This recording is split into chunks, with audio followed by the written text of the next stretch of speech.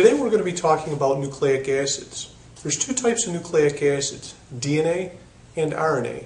DNA is used to store information, and RNA is going to be used to make proteins. Let's go ahead and talk about a nucleotide, which is the monomer for nucleic acids. Now, a nucleotide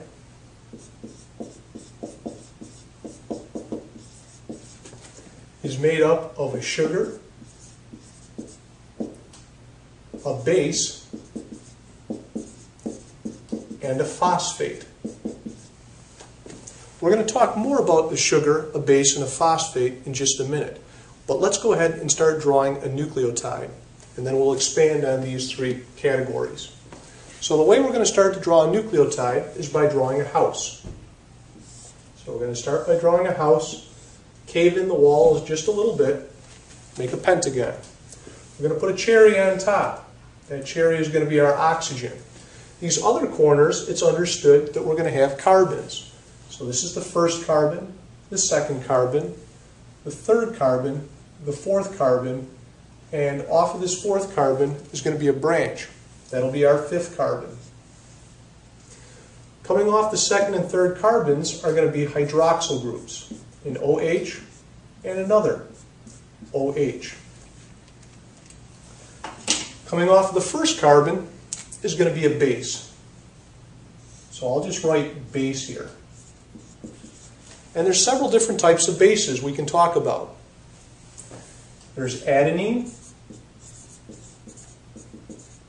which can be abbreviated A. There's guanine, abbreviated G. Both of these are going to be referred to as purines. And they have a structure that consists of two rings, one hexagon and one pentagon. So both of these are purines. Other types of bases are thymine, abbreviated capital T, cytosine, abbreviated capital C, and finally uracil, abbreviated U. Now, uracil is only found in RNA.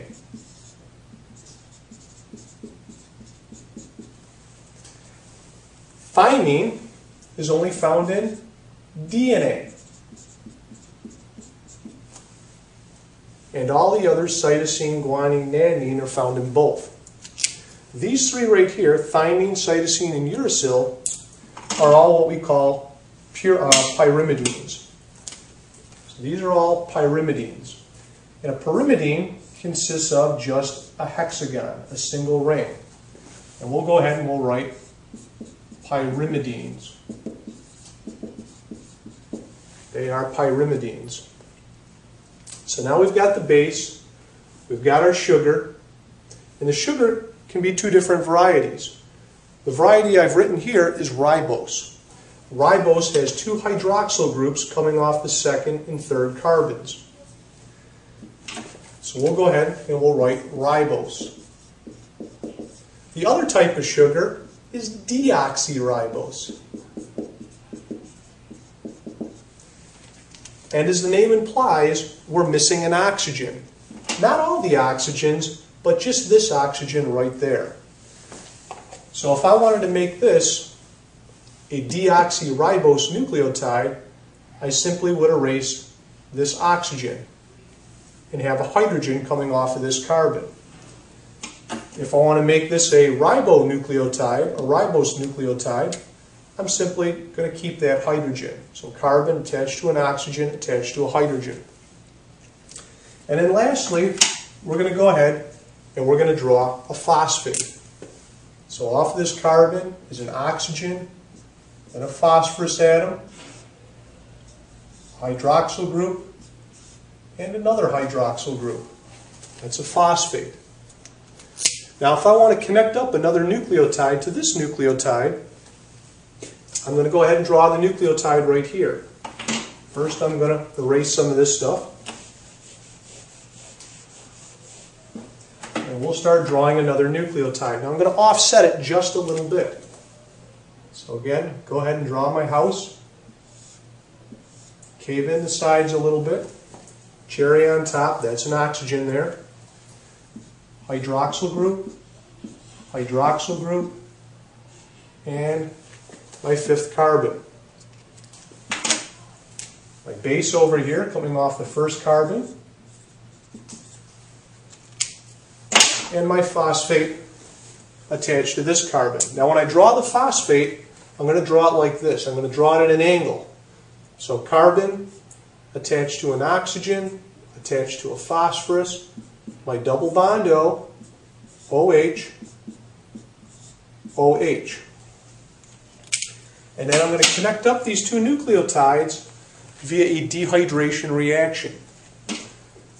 So I'm going to go ahead and I'm going to take this hydroxyl group and this hydrogen.